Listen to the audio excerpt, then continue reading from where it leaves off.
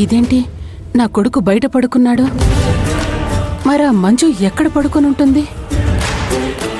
అసలు వీడిక్కడెందుకు పడుకున్నట్టు? ఉండు, అసలు దాని కథ తేలుస్తాను.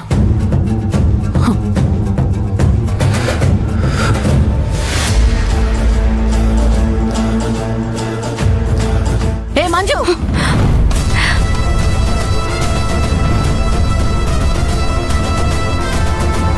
నీకు నువ్వేమనుకుంటున్నావే? ఏమైందండి?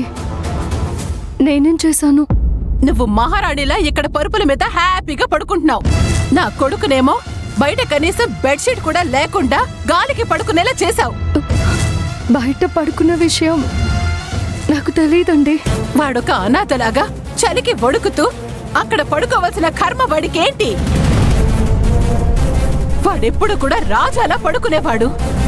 పెళ్లి అనే పేరుతో వాణ్ణి, ఈ కుటుంబాన్ని పూర్తిగా నాశనం చేస్తున్నావే నువ్వు. నాకేమీ తెలీదు. తను బయట పడుకుంటానని కూడా చెప్పలేదు.